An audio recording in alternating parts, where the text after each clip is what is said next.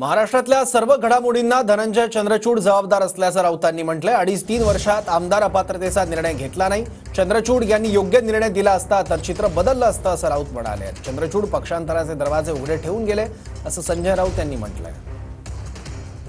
या सगळ्याला जर जबाबदार कोणी असेल या महाराष्ट्रातल्या घडामोडींना ते सरन्यायाधीश DY चंद्रचूड।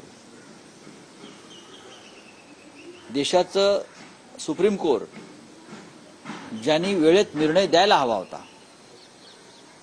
आमदार अपात्रतेच्या संदर्भात, मग तुम्ही कशा करता बसलेलात? 2.5-3 वर्ष तुम्ही निर्णय देत नसाल तर तुम्ही खुर्च्या कशा करता उभवताय? सरकारवरती का ओझं म्हणून तुम्ही जनतेच्या पैशाचं तुम्ही चुराडा करताय? सरन्यायाधीश म्हणून त्यांनी घटनात्मक पेचावर निर्णय देऊ शकले नाहीत, याबद्दल इतिहास त्यांना माफ करणार नाही।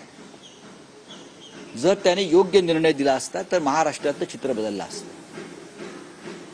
आज जे तुम्हाला चित्र दिसतंय ते तुम्हाला चित्र नक्कीच दिसलं नसतं। आणि त्यांनी निर्णय न दिल्यामुळे पक्षांतरासाठीच्या खिडकी आणि दरवाजे ते उघडे ठेवून गेलेले आहेत। आता सुद्धा कोणी कुठे कशाही उड्या मारू शकेल, विकत घेऊ शकेल, कारण कायद्याची 10व्या शेड्यूलची भीतीच राहिलेली नाही आणि न्यायमूर्तींनीच ती भीती घालवली की तुम्ही खुशाल पक्षांतर करा, आम्ही इथे बसलेलो आहोत। या सगळ्या घटनेला आणि दुर्घटनेला जस्टिस चंद्रचूड हे जबाबदार आहेत आणि इतिहासात त्यांचं नाव काळ्या कुट्ट अक्षरात लिहिलं जाईल हे मी सांगतो।